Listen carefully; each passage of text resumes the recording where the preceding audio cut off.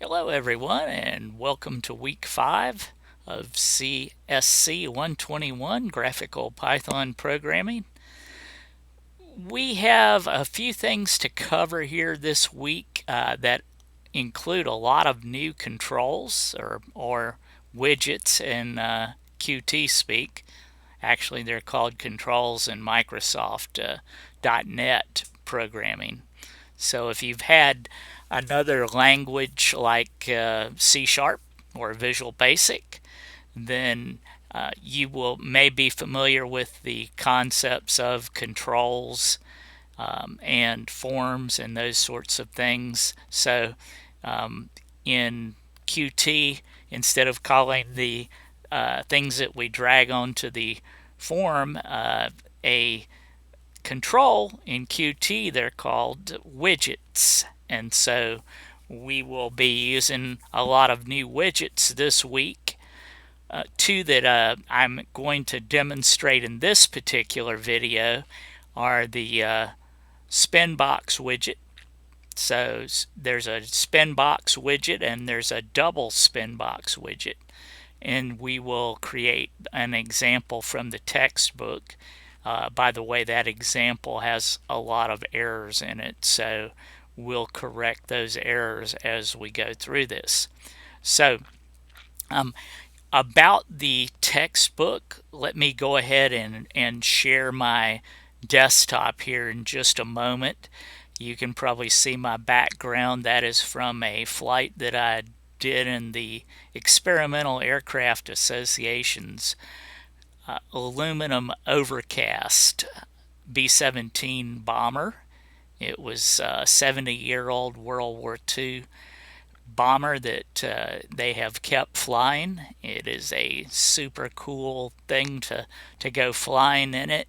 And the background here is a photo that I took from the plexiglass nose of the bomber where the bombardier sat during the bombing run. And so if you look, if I move here a little bit over to the side, you can see the Norden bomb site there. The bombardier looked through to sight on the target. So you can see everything when you're out there in that nose like that. So I'm going to switch over to share my desktop and we'll get going with this this particular demonstration. So hopefully that shifted things where you can see my desktop, and I'm just verifying that that's working, and it is. So I'm on the checklist for this week, and you can see that there are a couple other videos out there. There are actually 3 other videos. One is this video that demonstrates the list widget that you'll need to understand how to use the list widget for the project this week. And so there's a 2-part video. First part, of course, is laying out the design of that dialog form or dialog using the Qt Designer program. And then the second video is writing the Python code for that. And those 2 videos help you do project 3. And then another video that will help is to do the exam.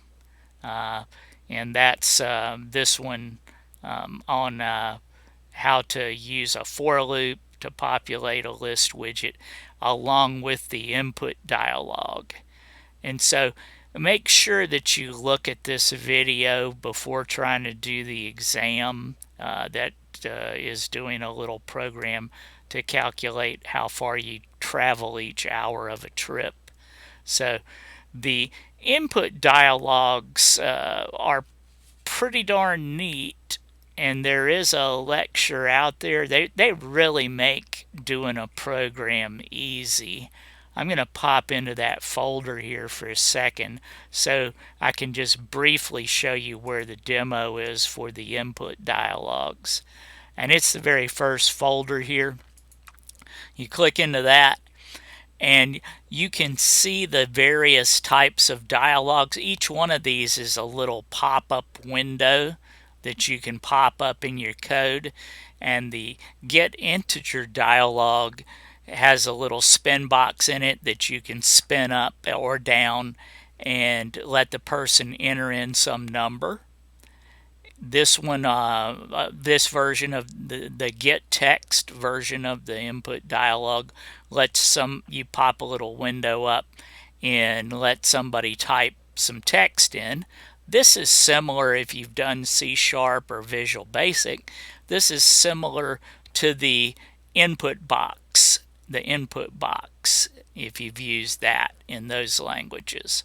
So, and then here's the doubleSpinBox that actually is on the get double input dialog. So these are all these dialogues, you can pop those up in just a small amount of code. I mean, very small amount of code. And so here's an example of some code that pops up this is a function to get an integer, okay? The one thing to remember about these input dialogs is that the input dialogs all return something called a tuple. And what a tuple is very, very similar to a Python list object that we have used in either CIS-115 or the newer CSC-120 class, the beginning Python class. And so if you remember a list, you basically had a bunch of things and you could get to the individual items of the list using the square brackets and an index number inside the square brackets. And so I want you to think about this for a second. When we pop up a get integer dialog like this, there's actually two things that we need to capture here, or might need to capture. One is whether they click the cancel or the OK button. Obviously, we're probably not interested in what number they spun this up to. If they click the cancel button, we're probably just going to cancel the whole thing at that point. But we have two things that we're capturing. One potentially is the integer that's in the spin box. The other is what button they captured, and that's why we're getting a tuple back from this. So if you look here, we're making a tuple right here called result, and the only difference between a tuple and a Python list is once a tuple's created, you can't change what's inside there. It's locked down. So it's an immutable object. So a tuple works exactly like a list, except once it's got something in it, you can't change it. So here we make a tuple named result, and then here we set result equal to whatever comes back from this getInt, this call to the getInt method of the QInput dialog. And so we're going to get two things back from this. We're going to get the number that was in that spin box. We're going to get that number in result square bracket 0 square bracket. Okay, so the number is going to come back in result 0. What button they pressed, whether they pressed the OK button or the cancel button, we're going to get that in result square bracket 1. So those are the two things that are coming back. And you may see people use these things without putting a tuple, without creating a tuple and then capturing stuff into the tuple. you may see folks just use the results directly, in that if you put two things with a comma between them on the left hand side of the equal, Python's smart enough, it'll take the first result that comes back from this, put it in the first thing over here. It'll take the second thing and put it in the second thing. So you don't actually have to put a tuple right here. You could actually put two things with a comma between them and get the items back that way. So two ways of doing the same thing. So if we download this example right here, if I right click and save that link as, and put it in my Q input dialog in my week 4 folder, sorry. If I put it in my week 4 folder here, then I can go ahead and open that up with Tawny and run it. So I'm going to do that just so you can see a preview of how these input dialogues work. So here, what's going on in this program is we just created a little app that's a Q widget app, and then we call each of these. We've defined a method to set up the UI, and then here are the individual calls to the get integer, to get double, to get choice, or to get text. And so we're going to run each of these and see how they work. Now, if you look here at the constructor, this is where we're actually calling them. See right here where I call the self.getInteger. That's calling this one. Okay. Then we call self.getText. That's calling this one right here. And so all these things get run when we create our app. That app actually gets created right here, and it gets run right here. Okay, the exec method. So let's run this and see these input dialogues in action. Okay, so here's the get integer, and some things to look at here. You can see that it started out with 28 already in there in the spinBox. That's because we put the 28 right there. Okay, now this is the minimum value. The minimum that they can roll that thing down to is 0. The maximum that they can spin it up to is 100, and it steps by 1 each time they click the up or the down spinner. So that's where all the different things got set here, and you can make these things right here anything you wanted. Okay, but just remember that this is an integer, so you'd have to be like a whole number here for the last thing. Okay, and really these all should be whole numbers. Okay, so here's the value that it starts off with. This is how far down you could spin it to. This is the upper limit of how far up you could spin it to, and this is the step each time you tap one of the up or the down. So here it is, and when I click, let's just spin it up to 35, and I click OK, and that's all that happened. We didn't do anything with the number. And here, this is the get text. You can see I'm just capturing Ken. And then here's the get double, and you can see right here I'm spinning it up, and it looks like it's jumping by 1 each time. So if we look at the get double, is it jumping by 1 or is it jumping by 10? Okay, let's see. It's supposed to start out at 10.5. and then it's jumping by 10, I guess, tenths each time, because let's click it and see right here. Up. Oh, it is jumping by, it's jumping by 10 each time. See 21, 22, 23. So that's a double. Okay.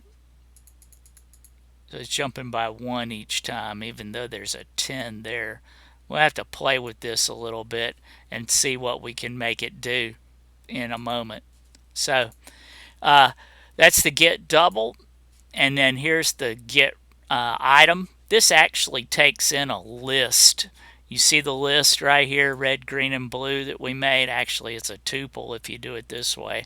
If you put curved brackets around it, then this is telling Python to create a tuple that's named items. Okay, so this is a tuple with 3 items in it. Okay, and here we pass the items tuple to it. Okay, and here this is the prompt. Okay, and then this is the default where it starts out. It would start out with red in it, and then false. I guess false is what it's going to return if we don't if we don't select one of the items. So let's go back to it and see here. There's red. Okay, and you see I can pull those down and pick one. So that's the input dialogues, various input dialogues that we had, and we can go ahead and stop that program, and let's try changing this to for the get double. I'm going to set it to 0.00. Let's make it 1. Sorry. How about that? Okay, percentage name text. Whoops, I got by the double too quick. Let's try it again.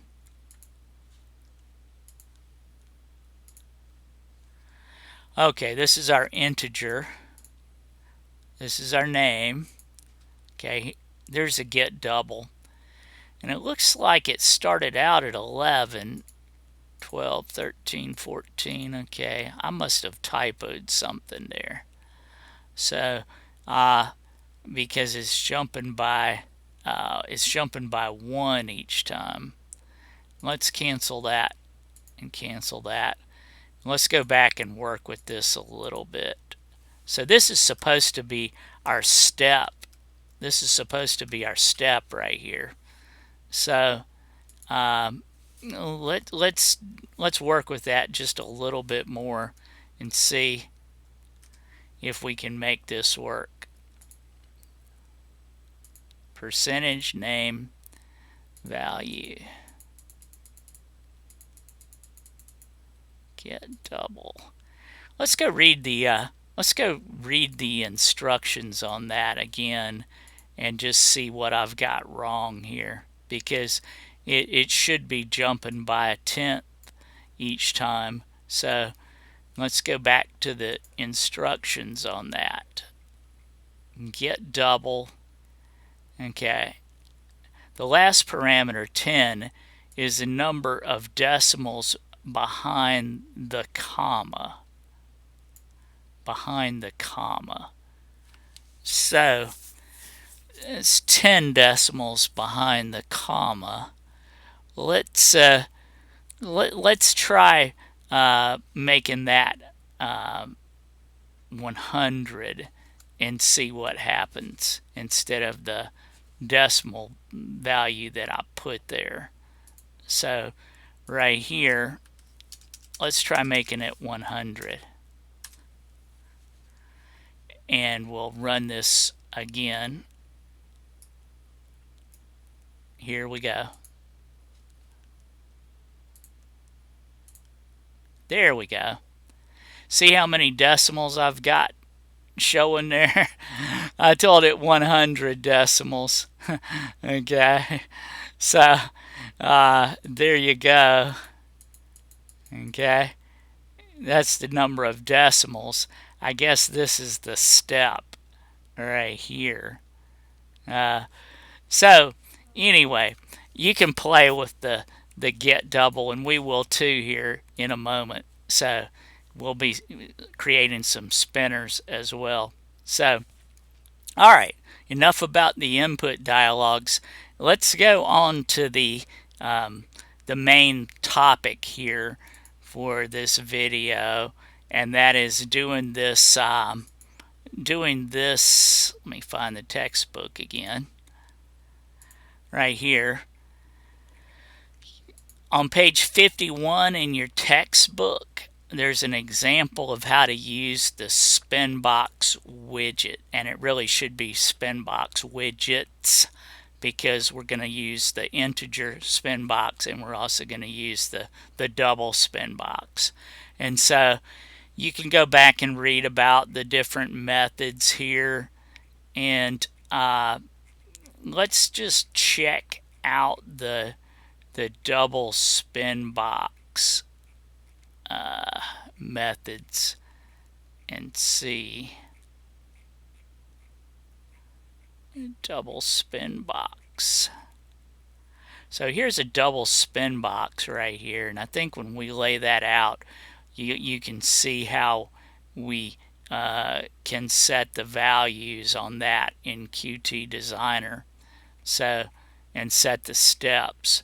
But right here, this is where it's talking about the steps, and it's talking about the Q double spinBox. And so you can change the precision using a round. Okay, so I guess that's the way they're changing the number of decimals that are shown in it here. So anyway, let's create this example and work through some of the difficulties that are shown in this example, because it's a good one to lay out and work through, since some things don't actually work the way the book says they do. So I'm going to start Qt Designer up.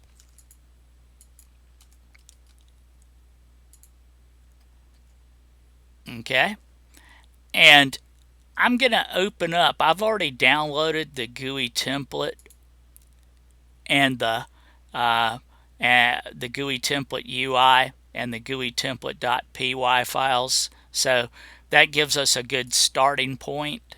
So you can see there's the GUI template.ui, and I'm going to save that as, and there's my week 4 folder, and I'm going to save this as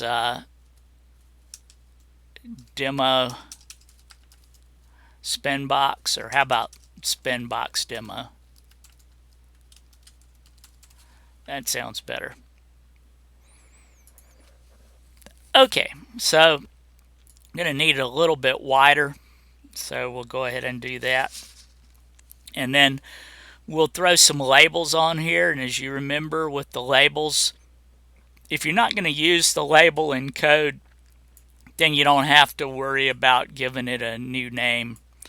But these two labels we're not going to use in code, so I'm not going to bother here in the Object Inspector to change their names. So we'll go ahead and just set the properties on them so that they show the right text, and we're putting these labels on there just so folks know what to type into the line edits or the spin boxes that we're using. So this one, first one's going to be book price. Okay, and remember to always hit enter over here. So I did, and I'm going to widen this out a little bit. Okay, so there's book price. The next one is going to be sugar price.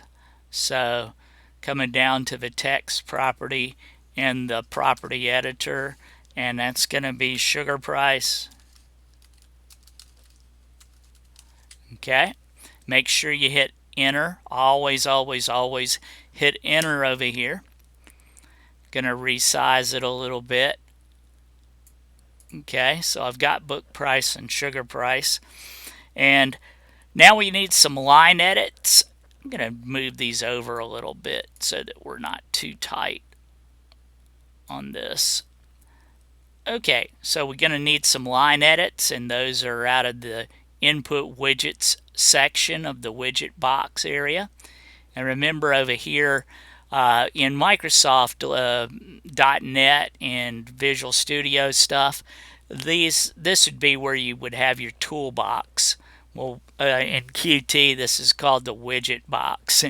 So we've got all these widgets over here, and I'm gonna drag a line edit over here and another line edit.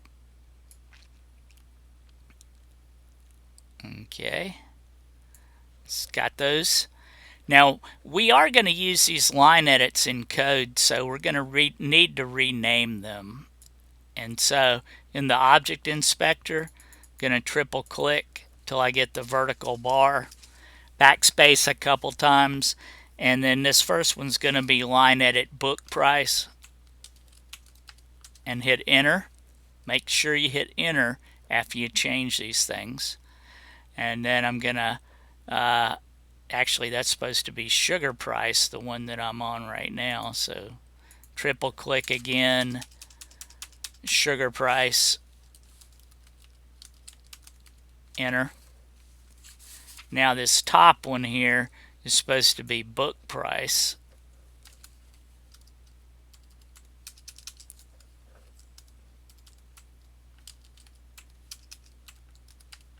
Enter. You notice the asterisk there in my editor screen. That means we haven't saved things, so I'm hitting the save button so the asterisk goes away. Okay, so we've got our line edit for the book price, we've got our line edit for the sugar price, and now we need to get the spin boxes on here. So right here in my input widgets section, right there's the input widgets, start of the input widgets section, and you can see I've got a spinBox widget right there, and I've got a double spinBox, and we're going to use both of those in this little demonstration. So dragging the spinBox over, and then I'm going to drag the double spinBox over. Okay, so let's go ahead and rename those. So this top one here that's got the sizing handles around it means I've selected it. I'm going to name that one spinBox book quantity. So triple click, book quantity, QTY, enter. This one I'm going to rename to triple click, so it's double spinBox, and that's going to be sugar weight.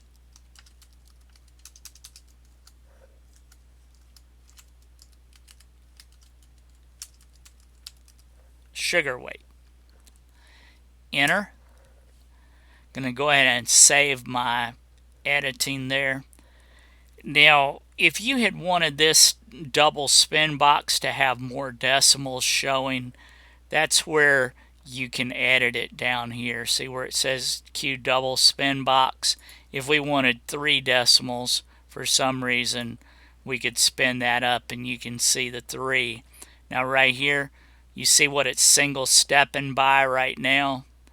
That probably doesn't make sense. We probably want it to be 0.01 or something if we're going to take it out that far. So I'm going to set it back to 2. Okay, so saving it. So we need a couple more things here if we're going to match up with the book example. Now keep in mind your book shows line edits right here. Honestly, I don't think the line edit is the best choice if you're not going to allow somebody to type something in. If you just want to display something, a label would be a better choice. But since the book does it that way, I'm going to go ahead and put line edits here so you can kind of match this up with your book. But just keep in mind the person running the program is never keying anything into these line edits that we're fixing to put on here. They're actually, the values shown in the line edits is getting calculated and stored in them by the interaction here between whatever book price we type there and whatever we spin it up to here for the quantity of books. So again, a better choice right here would be labels instead of line edits. So, all right, so we're going to do the wrong thing and put line edits here. And I've got 2 line edits now. And I'm going to rename those to, the first one here is going to be line edit book amount. Line edit book amount, enter. This one's going to be line edit sugar amount.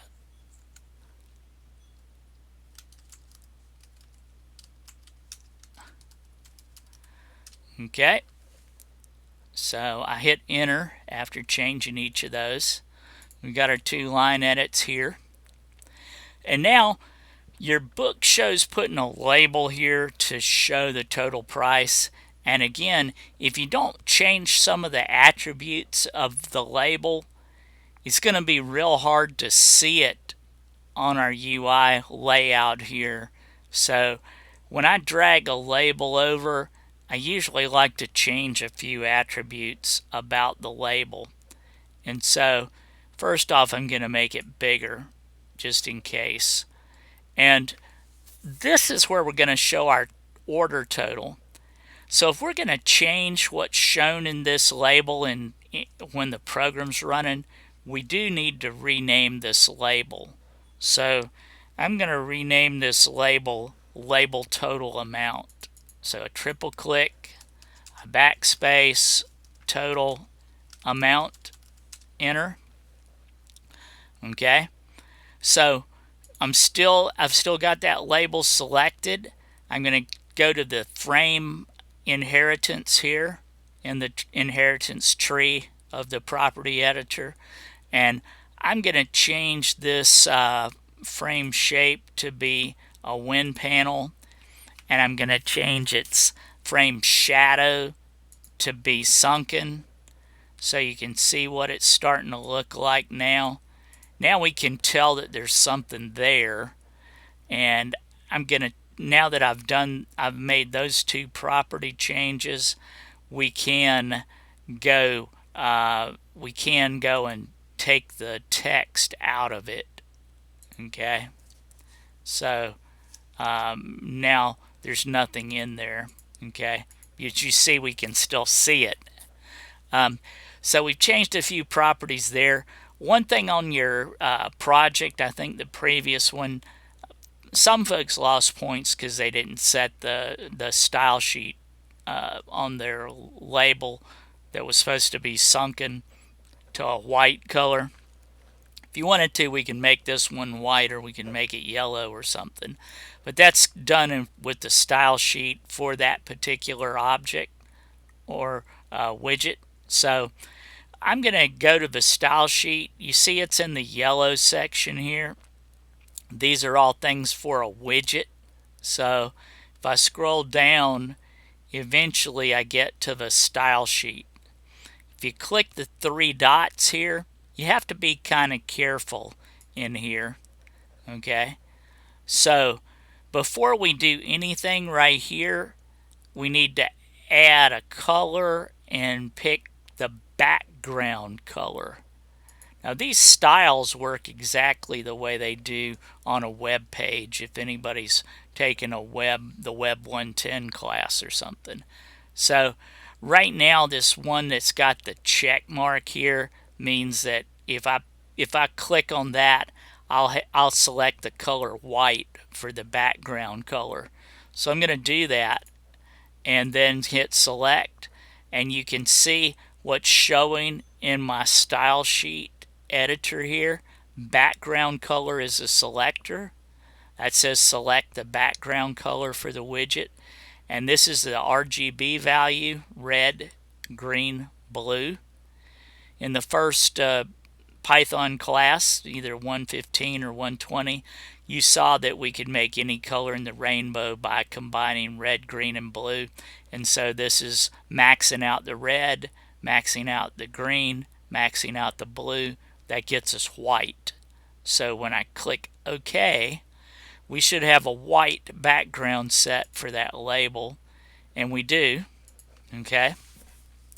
So at this point, if I click the Save button, we have this thing pretty well laid out. You can see this is book price, line edit book price, line edit sugar price, double SpinBox book or singles, just SpinBox book quantity. This is a double SpinBox sugar weight. This is a line edit book amount and line edit book price. No, line edit sugar amount, sorry. And this is the total label total amount. So everything is set here, and I have saved it. As a precaution, I usually go in and close, and then I'll go back and reopen just to make sure everything kept its name. Okay? And making sure everything kept its name.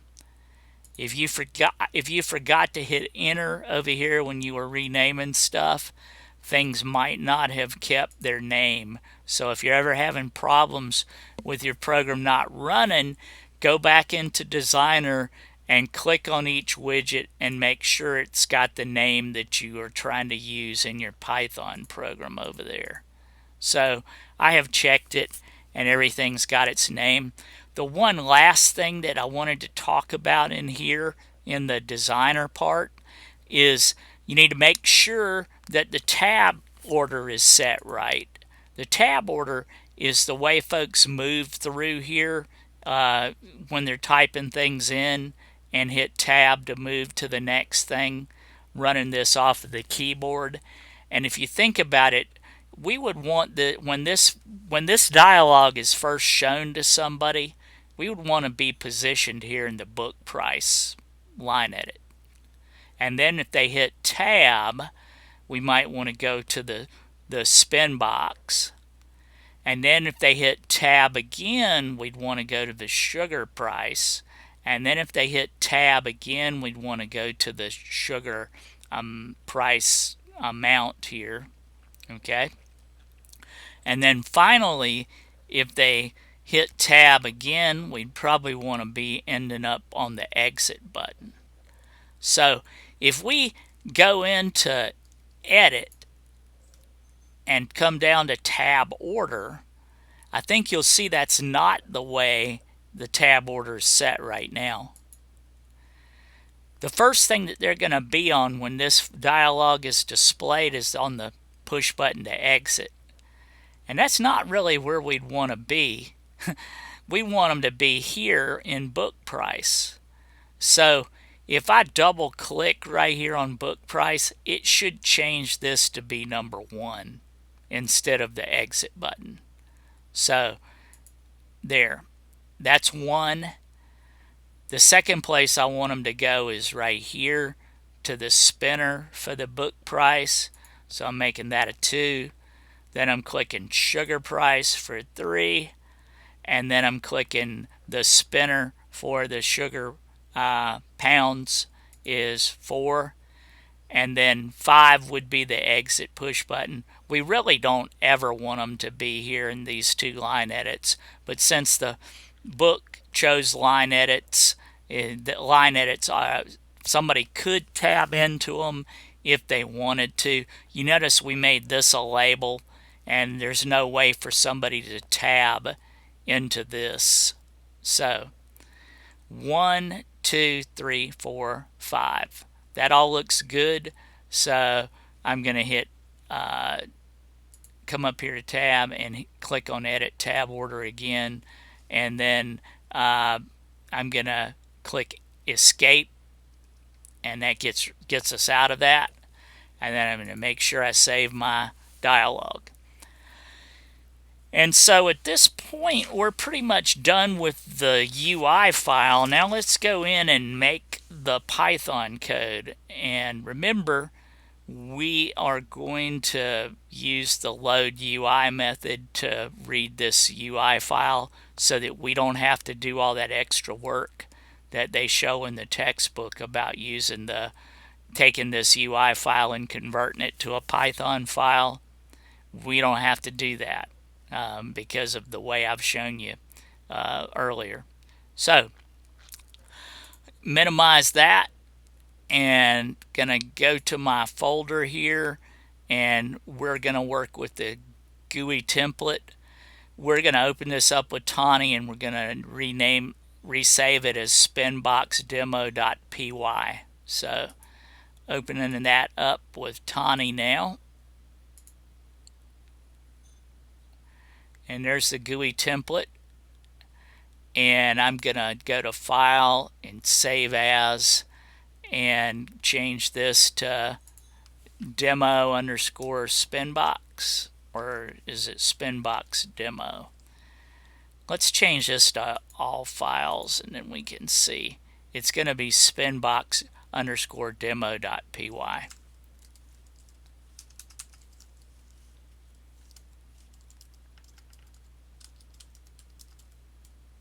spinbox_demo.py. Okay, so that's saved. You can confirm it up here on the top. You can also confirm it here on the tab right here. Make sure that's the name you want.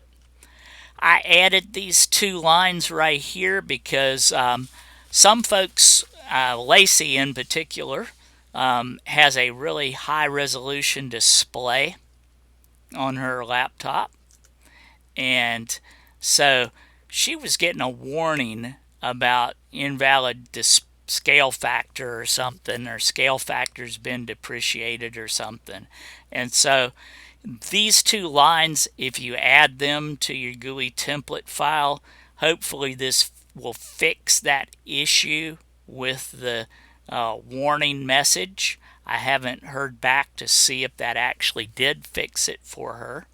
So but what this is doing is importing the OS library, and then here we're creating an environment variable named Qt auto screen scale factor, and we're setting that to true right here. And so hopefully by doing that as the first thing in the program, hopefully that's going to fix that error for her. Now again, we're not using the pyuic5.exe program to convert our UI files. So instead, we're using this load UI method out of this library. And so that lets us just load a UI file directly here. And so our UI file name that we just got done creating is spinbox_demo. So I'm going to save that, and then I'm just going to go ahead and run this right now and make sure that everything works. And you can see it does there, and we were positioned right. Remember when we set the tab order? I'm going to hit tab on my keyboard just so you can see how this works. We started here. We should go here, then here, then here, and then to the exit button. So there I am. I hit tab once, hit tab again, that's where we want to be, and that's where we are. And then tab again, and we're right there. And then tab again, we're on the exit button. So we exit, everything's good. Everything's working the way we wanted. So let's go ahead and connect up some things, and I'm going to show you the difference. We'll do this kind of the clunky way that the textbook does first, and then we'll go back and make this work a whole lot better. So first thing I'm going to do is I'm going to connect up a signal from our spinbox for the book price. So self.ui. And you may remember our spinbox was spinbox book Qty. That's the name of our spinBox, book QTY. The signal that the book uses that I don't particularly like, but that's what we'll use to start with so you can see how we can improve that, is editing finished. Now when you use that signal, that editing finish signal, this is only going to be emitted when the person tabs out of the spinner. So they're not going to get an instant feedback the other way that I'm going to show you works. So editing finished is the signal. Instead of the click signal for a push button, we're using editing finished. And we're going to connect that to a method that we've got to write, and we'll just follow what the book did, although I personally would rather name this method calculate book amount or something. But anyway, so they just named it result1, so self.result1. Okay, and so we've got to write this method. We'll go ahead and connect our other spinner up as well.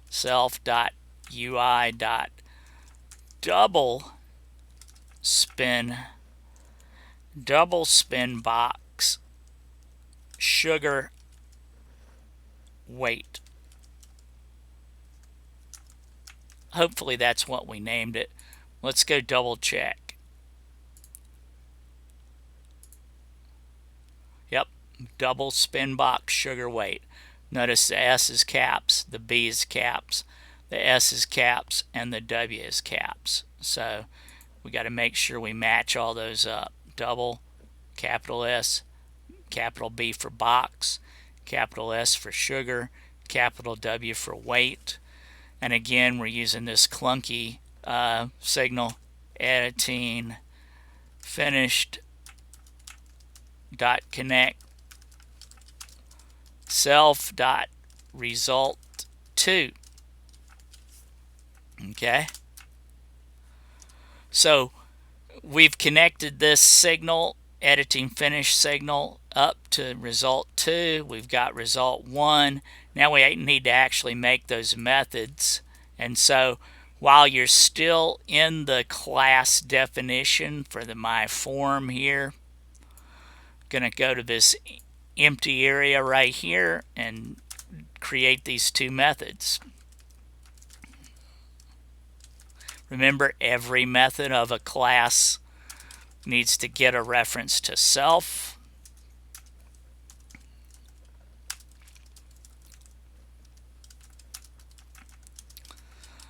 Okay, now I'm going to put a pass in this one so that we can test this code without having any errors. Let's just go ahead and put a pass in both of them.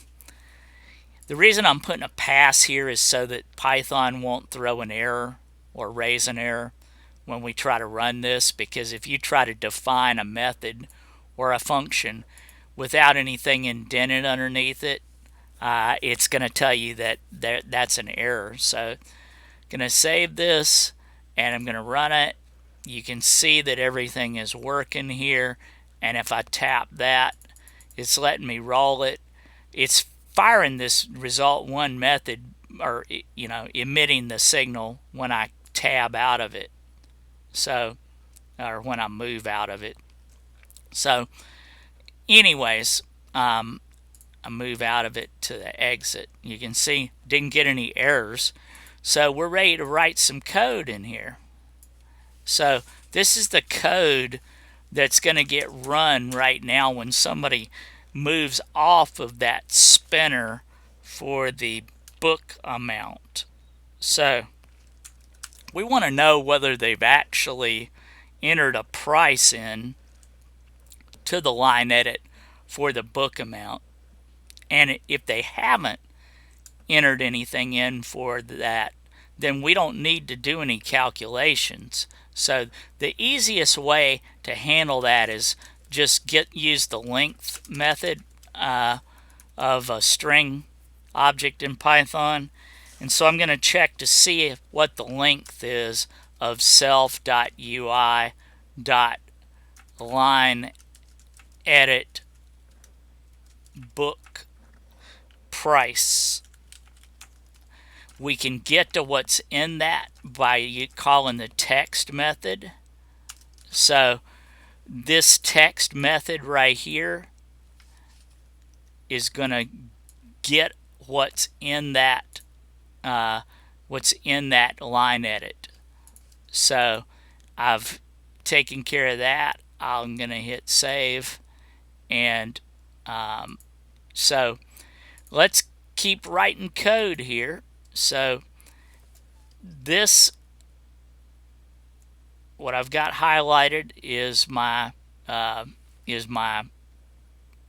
length method, and I don't know why my screen is staying highlighted like that. So what I think I'm going to do is just close this and reopen it and see if that'll fix it. Yeah, that fixed it. Oh, it didn't either. It's probably something to do with my code down here. So anyways, so this is getting us the length, and oh, I see, I've got an extra right there. So this is getting us the length of that, whatever text is in the line edit book price. And so I'm gonna say if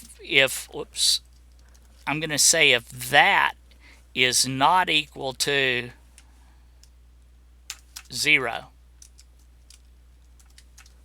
Okay, so that means if somebody's typed something in here, if this book price has got something in it, then we'll do this code. And so book price equals int, okay, self.ui.line edit book price.text. So right now we're only allowing them to put an integer price in there. If you wanted it to be a double instead, you could do that. It's not going to hurt anything. And actually it'd be a float, sorry. Float in Python. Okay, so I converted that to a float so that we'd have some decimal places in there. And then else, if they didn't type anything in, we'll just make the book price 0. Okay, so backspace, and now let's do the calculation. Total book amount equals, okay, now you got to remember our spinner is what we're going to use. So self.ui.spinBox book amount. Okay, this is what our spinner is. Okay, so spinBox book quantity, sorry, book quantity, and that we need to get the value is the method to actually get the number that's in that. So that's going to get us the integer value, and we're going to multiply that times the book price. Okay, so this is going to calculate the total book amount. And so after this line runs, we've got that book amount calculated. We just need to set that line edit that we have on the dialog to contain that. And let me go back and see what that line edit's name is. This is where we're going to put it. Line edit book amount. So line edit book amount dot set text is the method that we're going to call. And we need to remember this set text method of a line edit or a label, either one, is going to blow unless you send it a string value. So we've got to convert that book amount that we just calculated into a string. So we can do that right here. Total book amount. Okay, so here we're converting the string to the total book amount that is a calculated number. We're converting it to a string, and then we're setting the text of the line edit book amount to that. So at this point, I think we've got this pretty well working. Let's try it out. I'll save the code, and then I'm going to try to run it. And so I'm going to put a book price of $11.50 in there, and then I'm going to dial this up. Now you'll notice it's not putting anything over here, is it? That's because it has not actually fired this code yet. It's only going to run this code, this signal that we have connected to is only going to actually be emitted when we leave this spinBox. You can leave this spinBox two ways. I could click here in the sugar price, or I could tab into it. So I'm just going to click so you can see something should show up right here. That's when this code that I've got highlighted is going to run. So when I click that, you see I've typed something wrong here. It says that my form has no attribute line edit book price, and that's because I capitalized the L in line. So let's go fix that. Right there's my error. Now, how could you find that error? If you click on the blue underline right here in the bottom shell window, if I click on that, you see where it took me? Okay, so I'm going to fix that error, and now I'm going to run my code again, and 11.50, going to come over here, and I'm going to dial that up, and then I'm going to click, and you can see 2 times 11.50 is $23. Okay, so but you can see up here, if I go back up here and I dial this, it's not changing this, is it? So that's kind of clunky. When I'm tapping this, I want to see that calculation done right here. Does that make sense?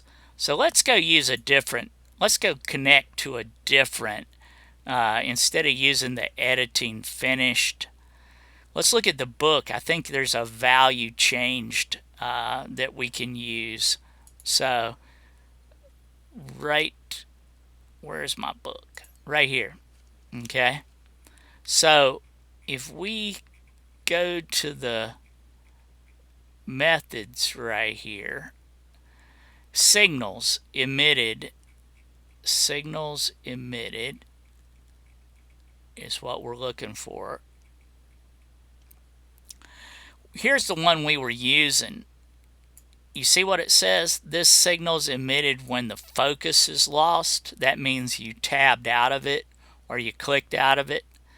This one is a better signal to use. It says this signal is emitted when the value of the spinBox changes, either by selecting the up and down or using the set value method. So let's use the value changed instead, so you can see how much better this program works with the value changed.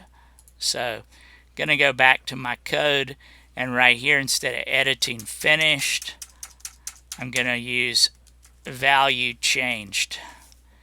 And we'll go ahead and change this bottom one too, for the sugar weight. Okay? So I made this change. This is not any code that you'll find in your book. I'm just showing you how to make this work a little bit better.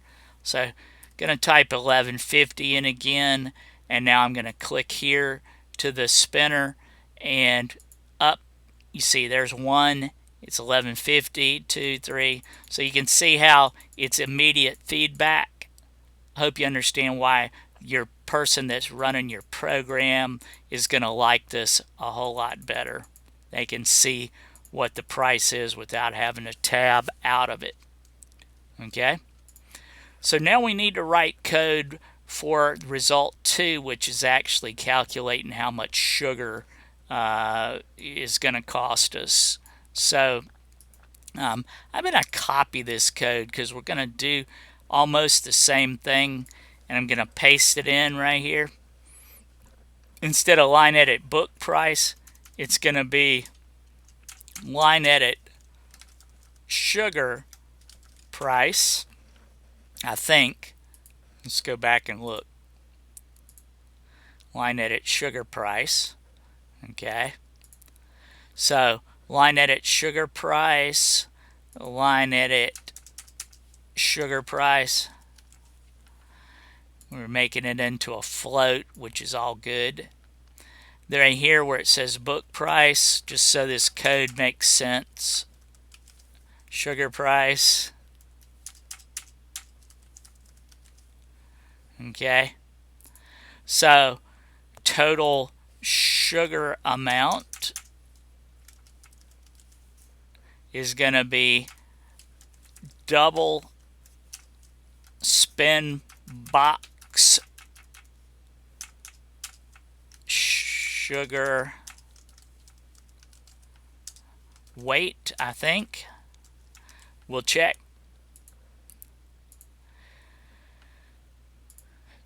Double spinBox sugar weight. So I typed that right.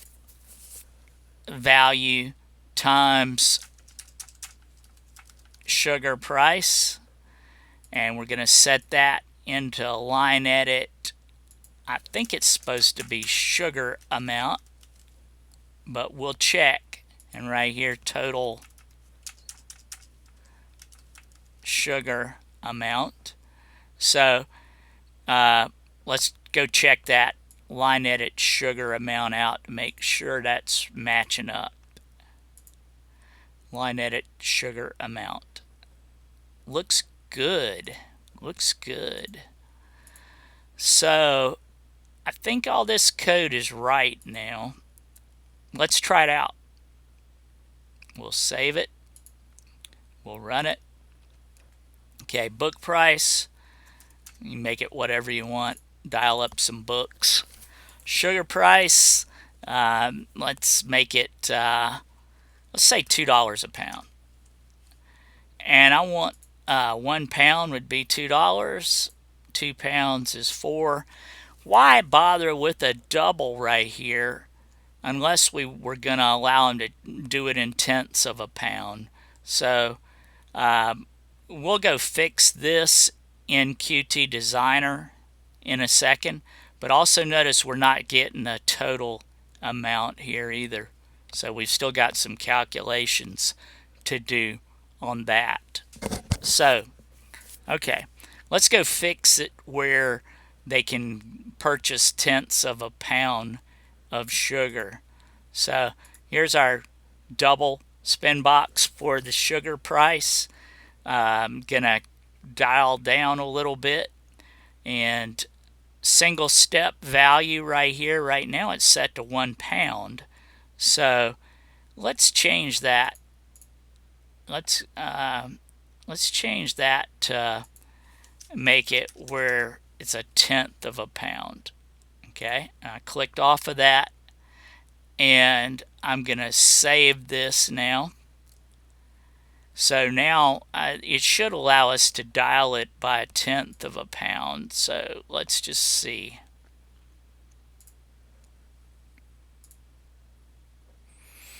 Sugar price, let's make it $2 again. And I'm gonna now, yeah, tenth of a pound. See how that's working? Now you notice how I'm getting these long numbers right here. If you wanted to round this to 2 decimal places, we probably should in our code right here where I'm mousing. So, because this doesn't look too good to the person using the program. So what we could do is right here where we're calculating that, we could do a round, and when we do a round, we could round it to 2 decimals, I think. Let's see if that works. $2, and oh yeah, I like that a lot better. So made a few more fixes to what's showing in the textbook. Now, lastly, right now, when this is running, we've got, let's say we do this and dial that, and let's say we do this and we do that. Well, we should be seeing some prices down here, don't you think? So we haven't written the code to calculate the total for the order yet. So we needed to do that. And the approach that your example in the book takes, somewhere here, if I can find that example again, right here is what they're doing. Total amount equals total amount plus sugar amount. Okay. So they've got this method here, right here. This is the one that fires when we're working with the books. This is the one that fires when we're working with sugar. They're only gonna ever set the total amount to be something when you change the sugar amount. So you couldn't just purchase books. You'd have to purchase sugar to ever be able to see the book and the sugar amount. So there's some things that I see that are wrong with that. The way, let's see how they're figuring out the total. Right here, they're taking total amount plus the total sugar amount, and they're getting the label. Are they ever getting the book amount? Total book amount right here. What they're doing is they're looking at that line edit text. They're looking at that line edit that has the book amount in it, and they're converting that, whatever text is in that line edit, to a total book amount. And so that's what they're doing. I think I'd rather implement this rather than looking at that label. You remember from when we were studying objects that you could have a class level variable. So why don't we actually set up a total amount, or actually why don't we set up some class level variables for total book amount and total sugar amount. And so let's do that. So to create a class level variable, all we've got to do is come up here to our constructor for our form where we're connecting things up, and we could just do this: self.ui.total book amount equals 0. Self.ui.total sugar amount equals 0. And now we've got these two class level variables set up. And so down here, this is where we're calculating the total book amount. We could just go ahead and use our class level variable, which would be self dot total book amount, self dot total book amount. Okay, and that's going to store that, and then we could just use it here. Same way down here, we'll make that self dot total sugar amount. And now, between either one of these two methods, we could get to this self, because that's a class level variable. So right here where we're done with the calculation, we could do this self.ui.label,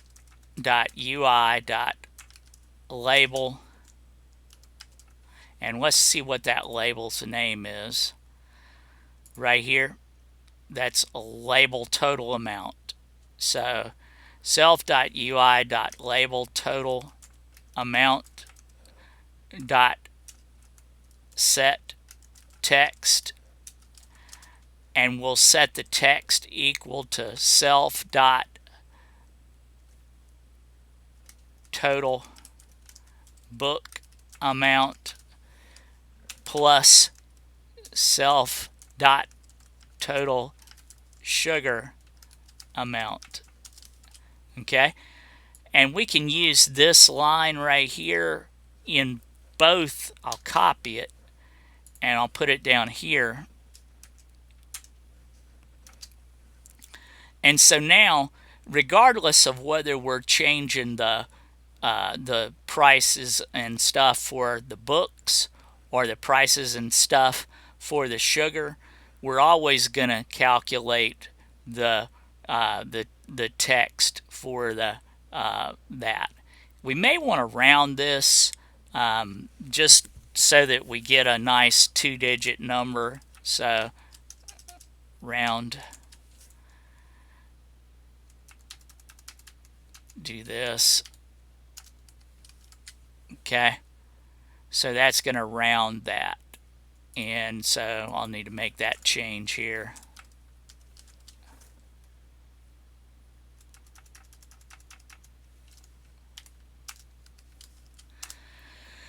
Okay, I think we've got it done.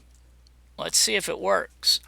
11.50, we're going to dial that. Oops, I don't have something right. I'm not getting a number down here. What's it say? Argument 1 has unexpected type float. So let's click on that. It's saying argument 1 has unexpected type float. So, oh, yep, I see the problem. Let's exit and fix it. Do you remember what I told you about the set text method? Set text expects a string. Right now we're passing it a float. And I told you it would blow, and it does. So we've got to make that total that we have rounded, we've got to make it into a string.